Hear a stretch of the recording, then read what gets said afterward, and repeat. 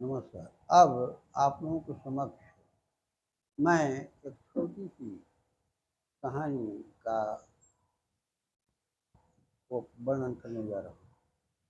तो एक कोई तालाब था जिसमें अनेक मछलियाँ रहती थी, लेकिन उसमें तीन कुछ बड़ी बड़ी मछलियाँ थी जिसको मछलियों को हम मत्स्य कहते हैं। तो तीन बड़ी मछलियाँ, तीनों का नाम अलग अलग था। एक का नाम था दूरदर्शी और दूसरे का नाम था प्रति उत्पन्न मतित्व और तीसरे का नाम था दीर्घसूत्री। इस कहानी का शीर्षक ही है दीर्घसूत्री विनश्यति। दीर्घसूत्री कहते हैं जो देर से काम करता है या जो आलस्य करता है किसी काम में। तो कहा गया है कि दीर्घसूत्री विनश्यति।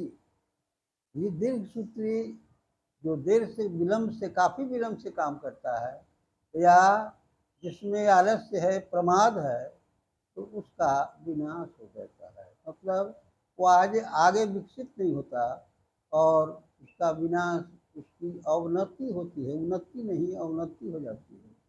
तो तीन प्रकार की मछलियाँ थी और तीनों में बहुत प्रेम था, तीनों में बहुत प्रेम रहता था।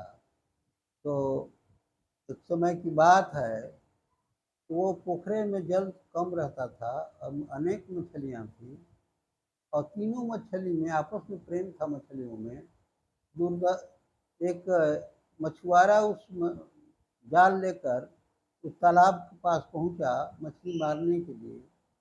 तो उसने क्या किया कि पोखरे के चारों तरफ नाली बना दिया और नाली बनाने के पश्चात वो पोखरे का जल उसमें नाली में संपर्क कर दिया ताकि पानी कम हो जाए तो जाल से मछलियों को मार लिया जाए। तो जो दूरदर्शी था, तीन मछलियों की कथा है, दूरदर्शी था, वो उसने सोचा कि नाली से क्यों नहीं हम सभी तीनों मछलियाँ, तीनों साथी हम लोग निकल कर गहराई वाले जल में, जलाशय में चले जाएं तो हम लोग सुरक्षित, सदा के लिए सुरक्षित रहेंगे। उसका नाम ही है दूरदर्शी। दूरदर्शी सुरक्षित रहता है, उसे कोई खतरा नहीं। तो मछलियों ने और ध्यान नहीं दिया और जो प्रतिपन्न मतित्व वाला था वो कहा कि अच्छा ठीक है, विचार किया जाएगा। और जो दीर्घसूत्री था, जो देर से काम करने वाली मछली थी, अर्थात जिसमें आलस्य और प्रमाद था, वो कह रही है कि अरे अभी तो बहुत पोखरे में जल है और अभी काफ़ी जल है, देखा जाएगा, विचार किया जाएगा। तो पोखरे का जल कुछ कम हुआ तो दीर्घसूत्री वो मछुआरे के जाल में चला गया और वो उसका शिकार हो जाएगा।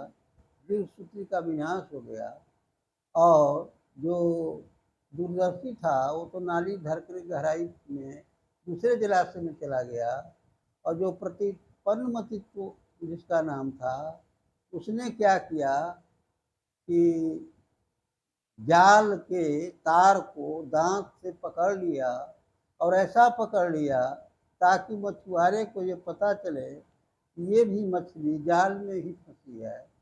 और जब मछुआरा और अन्य मछलियों को धोने के लिए दूसरे जलाशय में, गहराई वाले जलाशय में ले गया, तो वो जो दांत से जाल का तार जो पकड़े हुए था, बड़ी मछली जिसका नाम था प्रतिपन्न मतित्व, तो गहराई दांत छोड़ दिया वो तार को, जाल के तार को, और गहराई में वो मछली चली गई। कहने का मतलब, इस कहानी का सारांश यह है कि इसका शीर्षक ही है दीर्घसूत्री विनश्यति। जो आलस्य प्रमाद करता है, जो देर से काम करता है, तो उसका विनाश होता है। जैसा कि दीर्घसूत्री ने कहा था कि अभी देखा जाएगा, बहुत मछली, बहुत पानी है, और जो कम हुआ तो वो जाल में फंस गई और मछुआरे का वो शिकार बन गई। तो इतना ही कहकर मैं अपनी वाणी को विराम देता हूँ। श्रोताओं को नमस्कार।